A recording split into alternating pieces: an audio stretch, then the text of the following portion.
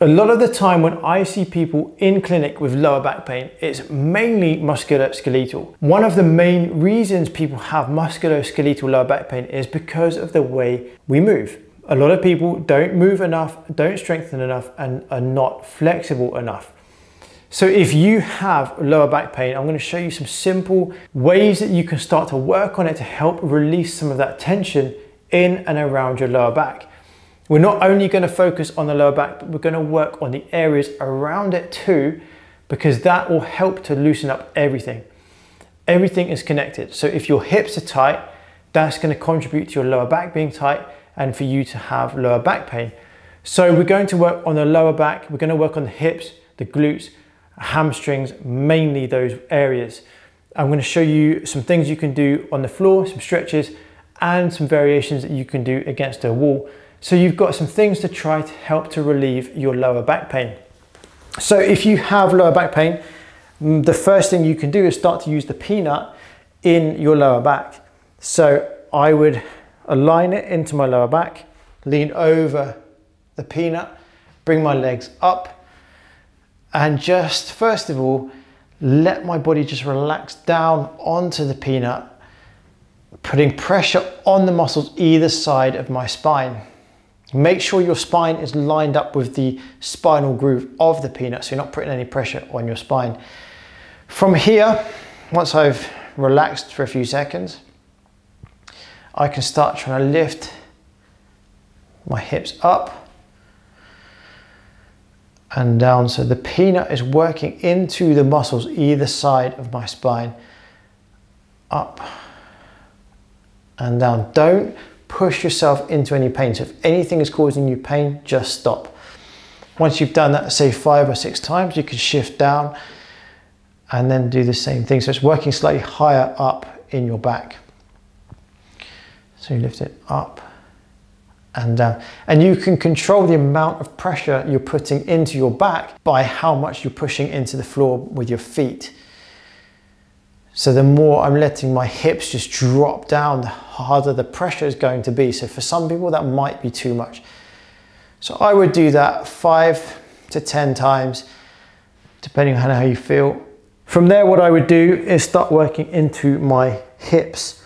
So turn onto your side, position that just above the bone on the outside of your thigh, top leg in front of you for support, and then just work into the hip muscles, rotating forward, just trying to find those tight points. For you, if you have lower back pain, you will find that your hips are very tight. So the peanut is a great piece of kit to get into those tight muscles. If you want to make it more intense, you can unscrew the peanut, turn it into one ball, and just use a single ball instead of using a peanut. So from there, what I would do is start working into my hamstrings.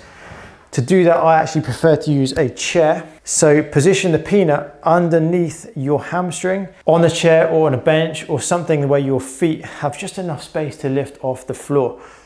Put some pressure down on top of your thigh, so you're compressing your hamstring, and then try and straighten up your leg and down. As you come down with your foot, take that pressure off with your hands. It just allows your muscles to reset, pressure back on, and try and straighten out your leg. Once you've done that 5 times, move a little bit higher up along the hamstring, so roll that peanut towards you more, pressure down, and lift it up and down. Pressure on as you lift your foot up, let that pressure come off as you bring the foot back down.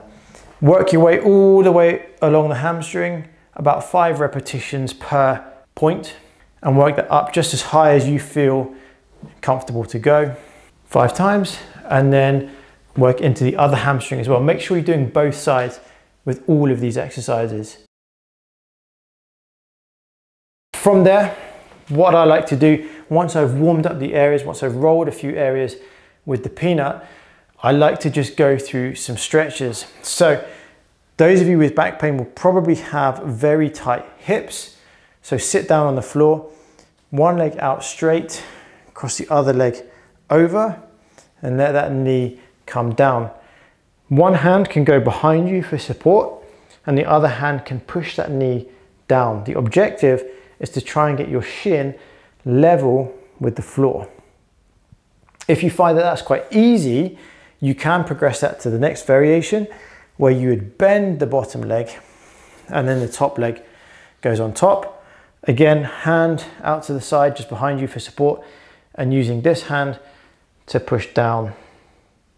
A lot of people find it hard to get into this position, so I would definitely start with the leg out straight. Do that one and then go on to the other side. Same thing, about 1 minute per stretch. So you don't have to do both of these. Choose whichever one is right for you, either this one or this one. Hold for 1 minute per stretch and then move on to the next one. So for your lower back, you can come into hands and knees position. Make sure your hands are underneath your shoulders and your knees are underneath your hips.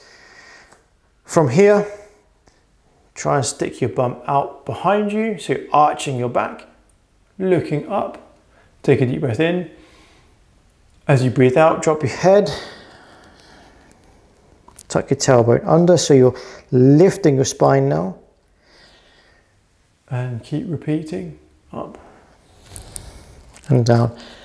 I would do 10 of these, so this is called the cat and cow. From there, keeping this neutral position, I would hitch my hip up towards my shoulder and pull my shoulder down to my hip and then go the other side. So I'm side bending my lumbar spine. So I'm getting a lateral movement going through the spine. I would do 5 to 10 on either side. And then the next thing you can do is go into some rotation. So from this same position, bring one hand through this gap in your arm and your leg. Try and rotate as much as you can and then come back up. You can allow a slight bend in the elbow, but you don't want to be coming all the way down necessarily. The main thing is you're just trying to rotate your body as much as you can. So I do maybe 5 to 10 on one side and then go 5 to 10 on the other side. You can alternate if you want. I prefer to do one side at a time. And then to finish, come down into child's pose. So you drop your hips down to your heels, arms out in front of you, and just try and drop down with your chest. Just breathe and relax. So if you do have lower back pain, I would really encourage you to be moving more, stretching, and then eventually, as your pain starts to improve, try and strengthen your back as well. But hopefully for now, that's given you some really simple solutions to help try and ease your back pain.